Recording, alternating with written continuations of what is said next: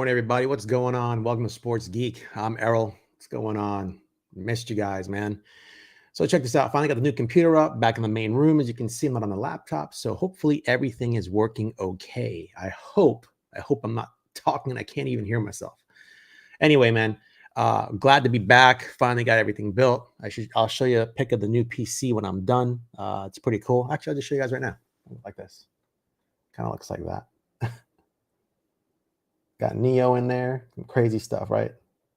Crazy stuff. Anyway, whoops. Let's get back on focus. Sorry, guys. Just had to show you how to rebuild my thing over here. All right, that's good. Cool. Sorry about that. Technical difficulties. All right, anyway. So, wanted to comment on a lot of things since the Yankees got eliminated from the divisional series. Watching a little bit of baseball, watching what's going on right now between the Dodgers and the Blue Jays.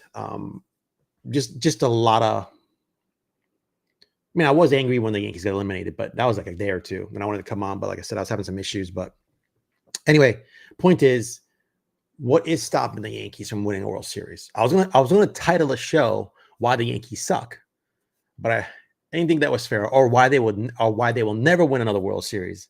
But I thought that was way too aggressive. So, yeah, what's stopping them from winning, right? Like what's getting in the way of them getting to a World Series? I got a bunch of different reasons. Let's go to this one. Is it the front office? Is it? Let's look at the front office a little bit, right? Time and time again, it seems like the front office just does minor tweaks to the team.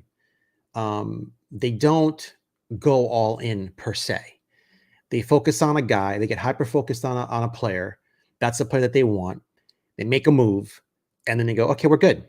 We're good. The best that we saw the Yankees really play as a team, although they lost the World Series, was last year, 2024. What do I mean by that? I mean that they picked up Juan Soto to be Aaron Judge's right-hand man, if you want to call it that, right? Soto is a good player in his own right, but he was able to allow Aaron Judge to really do some damage in that lineup in the order that he was hitting in the batting order, right? So when you have that dynamic, now remember, they brought Giancarlo on when they traded with the Marlins years ago to bring him on to be his right-hand man. And to Giancarlo's credit, he's not a bad dude. I hear he's a leader in the clubhouse. I have a lot of respect for him, especially when I gave him crap last year. I'll proudly admit it. He came through in the playoffs last year. Didn't do so well this year, but I don't care. Giancarlo earned my respect because year after year, he's performed in the playoffs. He got cold. He got cold. Who knows? Maybe he was hurt. Maybe those injections in his arms were wearing off towards the end of the season, right? Which is what happened the year before, how he got injured to the start of this season. He was playing hurt. We didn't know. So and a lot of these players do play through pain. So, hats off to them, tip my cap. But for the most part, he was brought in to be Aaron Judge's number 2. And it hasn't really quite worked out in season. Now, this current season, man, he really showed up in the season. Didn't do well in the playoffs, but man, Giancarlo showed up. He did well. He was carrying the team a lot of times when Judge got injured and was faltering. So hats off to him. But a lot of the players didn't really perform well. So when you build a baseball team, you can't expect one guy to put the team on their back or two guys put the team on the back. Usually to win the World Series, according to my opinion, the entire team has to perform, not just batters, just pitchers. Everybody's going to kind of not necessarily get hot, but just perform at the correct time to win those games, right? Hot is when they're hitting outstanding, but like they just got to perform consistently. If you go 1 for 3 in a timely manner, right? Get 1 for 4 in a timely manner of getting a base hit and driving runs in. That's all you need. It's just inches to get to that win. So when they did that and they brought Juan Soto in, you saw what happened with that dynamic in the lineup. Obviously, Juan Soto left. I think this year's team is a better team, the 2025 team, but they just didn't have it towards the end. They beat up on a very young rookie Boston team. They barely got through them. The Toronto Blue Jays ran through them like a train, you know, like a $2, what, and then we hear the pressers afterwards, right? Um, the Yankees front office viewed it as a success and a failure on the same note. Now, I'm not into the George Steinbrenner concept of if you lose, if you don't win, it's all a failure. Derek Jeter had the same concept. I get it. It's noble. It's admirable. It strikes a winner. It is very difficult nowadays to win a World Series. It's not like what it was when the Yankees were dominating back in the day where teams weren't really spending. All right. And there was no luxury cap. Right. So now everybody's spending. You have teams like the Blue Jays that have money. They're owned by the Rogers company. You have the Dodgers who they're the Guggenheim company. It's a hedge fund. They've got money. Now, what I would like to do is if Hal isn't really interested in pushing all in with the poker chips, right, is to just sell the team. Sell the team. I don't think he'll do that because that's his legacy. But if you're not going to go all in, just sell the team. Sell it to a hedge fund dude who's a Yankee fan who wants to bring back a championship. It's that simple. Make a boatload of money, sell it for $12 billion, get out, go do other things, go buy another team if you want, and run that into the ground. But to have a legacy to where teams are no longer feared to come to Yankee Stadium, teams are no longer, the Yankee mystique is kind of gone, and you're pissing off the fans. Like I can't even say you're pissing. You're disappointing the fans because year in year out they show up because they bleed blue. Let's just call it a spade a spade. They love the team. They love the legends that came from the team. They love what the team stood for. And you're just taking that for granted. Why? Because of this. It's real simple. The Yankees made a projected $700 million in revenue for 2024, right? And continue to go into 2025. The team is valued at $8 billion. Now, I have no idea what their expenses are. I don't. That's revenue. Revenue does not mean profit. But I'm going to assume that they're profitable because if the payroll, let's say the payroll was $350 million out, $360 with the luxury tax. I'm just guessing right now, guys. I don't know. I haven't looked it up. You still have over $300 million left in profit. Let's just say their expenses are $400 million and say they brought in the $700 million. You got 300.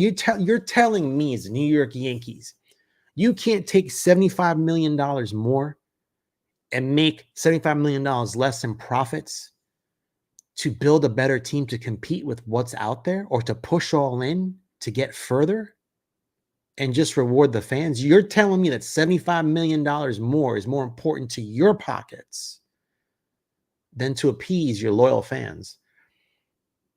I mean, I can't argue with the Dodgers. I don't think that they're like people used to make fun of the Yankees back in the day for buying championships. Buying what? We bought the best players we could because there was no cap back in the day.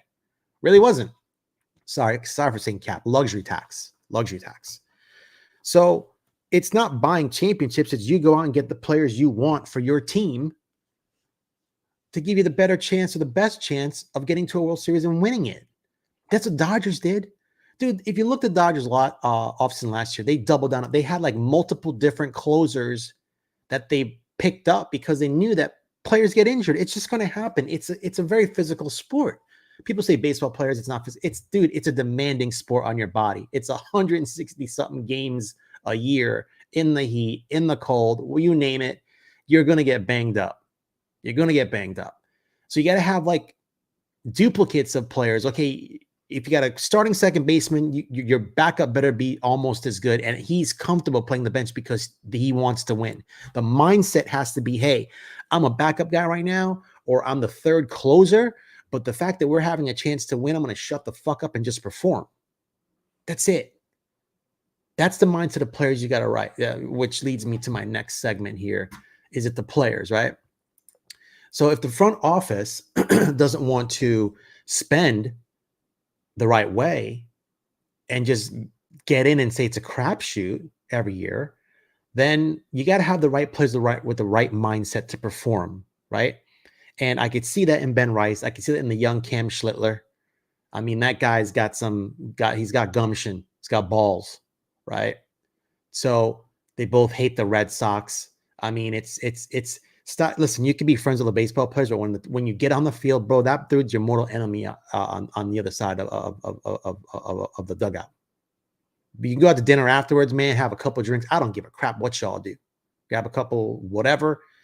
But when you're playing, they're not your friends. And that attitude needs to change. Everybody's too buddy, right? So it leads to just, to me, the incorrect mindset on how to win the game. So right now, like I said, to me, to take a little bit more money, dump into the team to get the right players, because what's going to happen is, from what I can see here, they're not going to do dick this offseason. I'm going to tell you why. Kyle Tucker's out there, right? Cody Bellinger's out there. Bo Bichette's out there, right? Which leads me to Volpe. Volpe's injured right now. He had his surgery. He's going to rehab. You're not going to see Volpe until maybe June. Let's just call it and that's if there's no setbacks in his rehab. So what are you doing for shortstop? Listen, I love Caballero. He's a good dude, but he's your backup guy. And he's cool with that. He's your backup guy. So wouldn't it be prudent to go get Bo Bichette? Why? Because it's this simple. I'll tell you. Bo Bichette. Let me see. Baseball Reference. Bo Bichette stats, right? He's a career 294 hitter, right? Last season, he hit 311, 18 home runs in 582 at-bats, 3.4 WAR, 78 runs, 94 ribbies, 4 stolen bases, a 357 on-base percentage, a 483 slug, and an 850 OPS. His career numbers, 357 on-base percentage, 469 slug, and an 806 OPS. Dude, he's above a 7. Dude, the guy's a baller. He can hit. You need guys that can hit, right? Is his defense a little shaky? I get it. But what's wrong with him playing shortstop, right? What's wrong with him playing shortstop? Maybe Volpe's backup, or you keep Volpe in the minors in the rehab until he proves to you he can play shortstop. And at that point, if he builds his value up, maybe you trade him. Maybe you keep Bo Bichette, or you move Bo Bichette to third in 2 years, right? Because Ryan McMahon's contract's up in 2 years. And then you bring Volpe back up, or George Lombard. I don't know what the hell you guys are going to do, but there's a problem at short. So why would you? The definition of insanity is doing the same thing over and over again without figuring that there needs to be a change. Why would you keep running the dude out there if he's not ready? Or if you damaged him by playing him and he really had a down year because he was seriously hurt. Now, according to different perceptions and opinions, the manager felt his injury wasn't the cause of why he downperformed. According to Cashman, it was. It was more detailed and more damage they found once they opened them up compared to what Aaron Boone knew about. I mean, listen, the Yankee brass has got to change. The arrogance has got to change. It's okay to admit that you fucked up. It's okay to admit that the player didn't turn out. Hey, listen, we had high hopes for him. He's a great guy. He loves being a Yankee. You did it with Gleyber Torres, but it's time to move on. And the reason why it's time to move on, because year after year, you guys just dicked around and didn't push all in. You didn't push all in. I'll go back to when you got Garrett Cole. You got Garrett Cole in the offseason. That was it. We got a prize fish. Paid him $360 million or whatever the hell it was. We're good. Takes more than one pitcher. That's why there's a rotation of 5 or 6 at times to win games. It's not just one guy, right? So push all in or don't. But the reason why now you're all twisted is because, listen, Aaron Judge is getting older. Garrett Cole comes back, he's 35. Judge will be 34. I mean, how long do you think these guys have it in them to keep performing at this level? But you've dicked around years and years and years. And now your back's against the wall because your star players are getting older. So my suggestion to the Yankees, if they're listening, not to think that they would right now, or I'm not that big of a podcaster to get their attention, but if I were them, I would seriously think about getting Kyle Tucker, possibly even signing Cody Bellinger, and then you have Aaron Judge. There's your outfield. Or trade for Steven Kwan, pick up Kyle Tucker, maybe move Kwan to center. I don't know. I really don't know. Aaron Judge is still there. That means you're trading Jason Dominguez or Spencer Jones. Now, according to Cashman, Spencer Jones was only available for Paul Skeens. Well, hey, let's do it. Let's do it. Let's put a package together for Paul Skeens, damn it. I'd give them, listen to me. If you're going to get Kyle Tucker and or Cody Bellinger, then one of these guys have to play center field. I'm not sure if both are ready. I'm not sure if Jason's comfortable playing center field. He's super fast, but yes, we know he takes bad routes. So how good is your outfield defense, right? Spencer Jones is a better defensive outfielder, Gold Glover out there, but he strikes out a lot. So will the strikeouts cut down this year? Hopefully. I think he needs to season more in AAA. He needs to see another year at AAA and really hone his skills and hopefully get called up during the summer. And this bullshit of this calling up two people, I hope the CBA changes. This come mid-season when it's September, call-ups, enough of this two guys only crap. It needs to be 4 or 5 guys you can call up. Make it a cap of 5 guys. Test out your rookies for next year. Go back to how it was in the past. This nonsense of 2 players is nonsense. The same thing for the 40-man roster.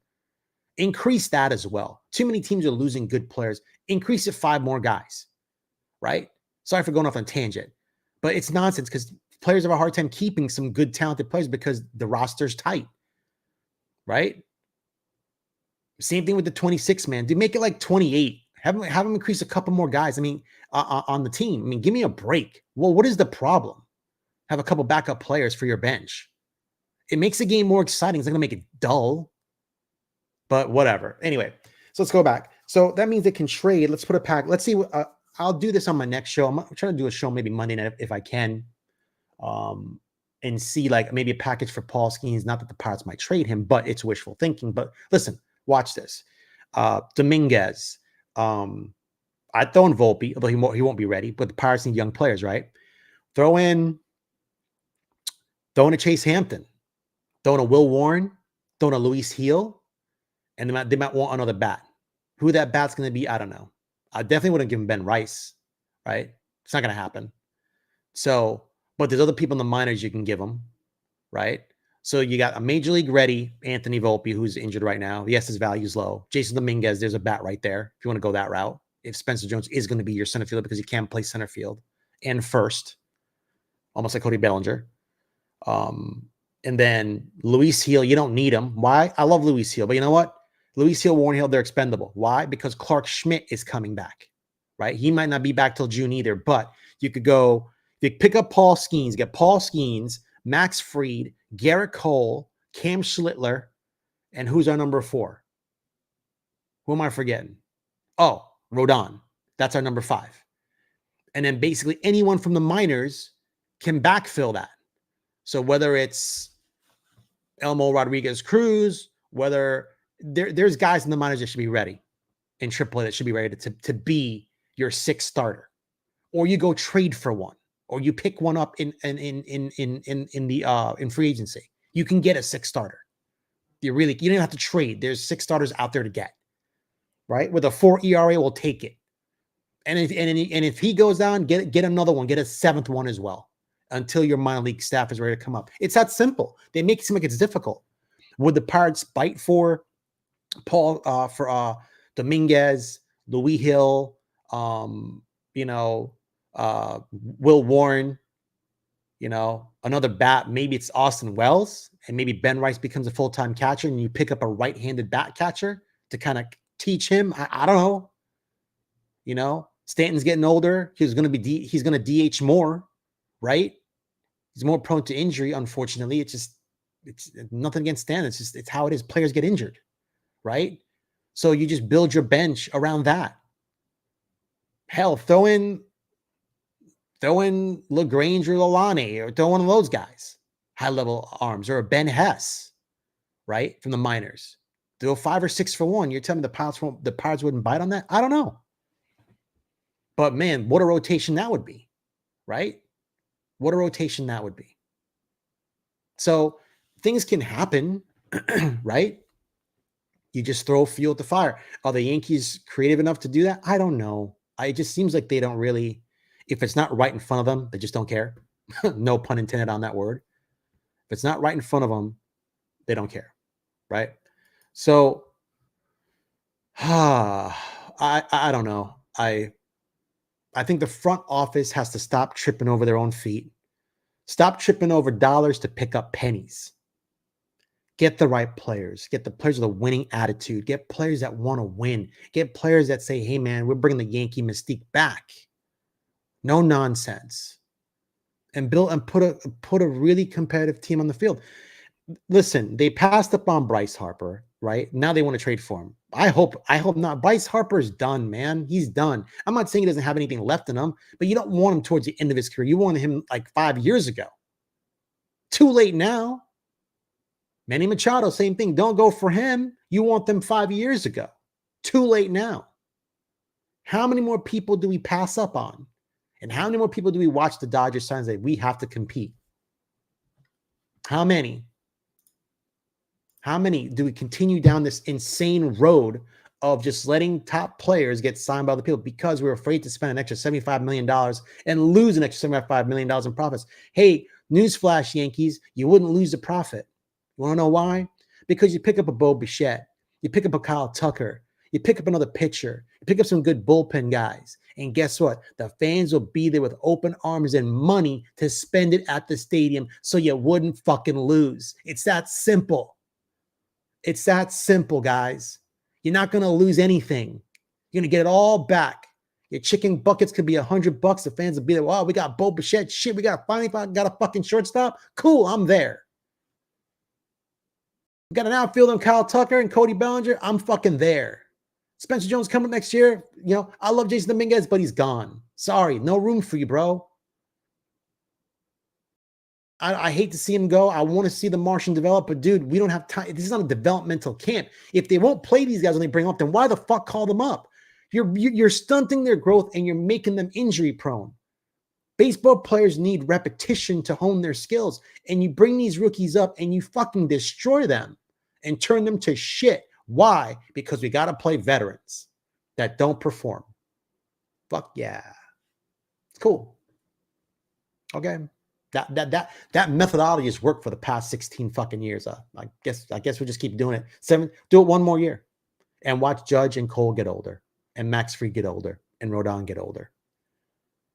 Listen, I'm not worried about Yankee pitching. It seems they have this down like a patent on this shit. They breed pitchers, right? So if the farm's producing that, great. Then trade or pick up bats in free agency or on the international market, right? Anyway, guys, I'll have more reference for you. I didn't share my screen here because I'm being ignorant. Kyle Tucker, let's look at some stats. Baseball Reference, career 273 batting average, 358 on base percentage, 507 slug, 865 OPS. That's his career. Last year, 266 batting average, 22 home runs, 91 runs, 73 ribbies, 25. He steal bases, 25 stolen bases, 377 on base percentage, 464 slug, 841 OPS. Dude, the guy gets on base. He gets on base. What do we see the Yankees don't do with runners in scoring position? Or they can't get hits, can't get walks. And why the fuck are they swinging out of their shoes half the time? Why? Let's look at this. Spot track, Yankees. Projected payroll, 257 total tax. Projected tax base, minus 13 million. So they got around. They got 43 million to play with. Well, fuck. I mean, Tucker's probably get 40 million, so they'll be done at that point, right? Can they trade anyone? Let me see here.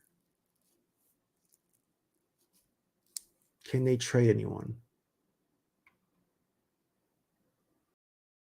I wouldn't pick up Loiza's contract. I'd decline that. I wouldn't pick up Mark Leiter's contract. Al Leiter. Sorry, Al. You're a good pitcher.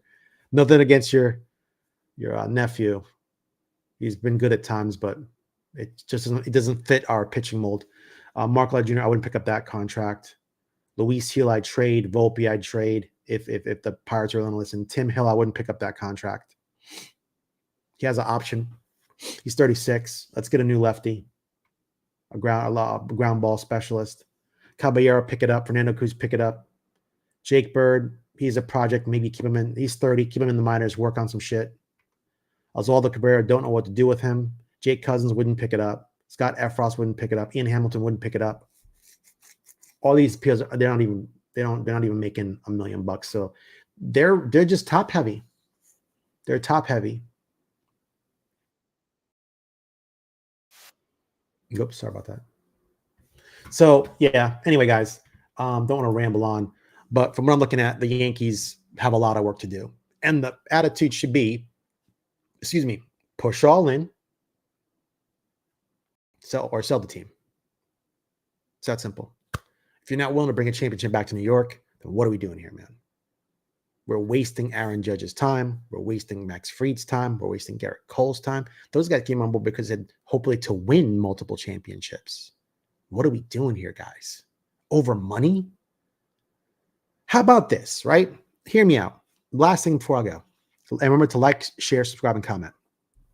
Yankees, if you're listening, anybody from Yankees, send them this video. I'm a big fan. I'm just concerned. But watch. Go all in this year. Get Tucker, get Bellinger, whatever, or a combination of two. Pick up Bo Bichette if you can, right? Obviously, the Toronto Blue Jays will need them. They'll probably win tonight. Saturday, by the way. And then win the World Series. So take him away from them. And then the CBA is coming next year, so baseball's going to be on strike. So I don't know how it works. I'm pretty sure you don't pay the players if they strike, correct? They don't get salary. So you save salary. You save. That's good, right? And then you evaluate next year, because the following year, Giancarlo Stanton is coming off the books. After this year, DJ LeMahieu's money is coming off the books, right? Rizzo's money is gone. The outfielder, oh my God, what's his name? Hicks, his money is gone, right? So then Garrett Cole's money will be coming up due. You got money coming off the payroll. You just got to structure Kyle Tucker's contract or Cody Bellinger's contract to where, hey guys, you're going to make $15 million this year. We'll throw you a $10 million signing bonus, which doesn't count towards the cap. And then it'll pick up, for 2 years, and it'll be backloaded heavy. That's all. That's all. And it gives you time for contracts to fall off to where you'll be below where you want to be, but you'll have some good players on board, right? And sort it out during that time as to what you're going to do with your youngsters. And like I said, you won't lose anything, but you got to do something. There's this mediocrity and getting walked and trampled on and having teams play music, Sinatra's music in their dugout. It's like spitting on your grave. It's you guys really have tough skin to take that. I guess I'm too emotional. I wouldn't be a good GM or a good owner, because I'd be like, this shit ain't fucking happening. I'm done with this shit. We are taking the claims. If I got to spend everything I freaking have. Or Yankees, man. Listen, last thing, get rid of these little people that have bought into the Yankee brand. Go get a hedge fund dude, buy them out, pay off their money, and get them out. And it's Hal Steinbrenner and a hedge fund. That's it. And get these other people off, because they're caring about your profit sharing too much for my likeness. They don't care about winning. They just like owning a piece of the Yankees. And that's BS to me. All right. Guys, remember to like, share, subscribe, and comment. Appreciate your time. I'm going to do some research on what they can do to hopefully fix the team. Not that they probably will, but we'll see. I'll throw some stuff out there. Let me know what you think. Comment below. Didn't mean to ramble on too much. I'm just really concerned about the future of the team. All right. Peace out. See you later, guys. Have a nice weekend.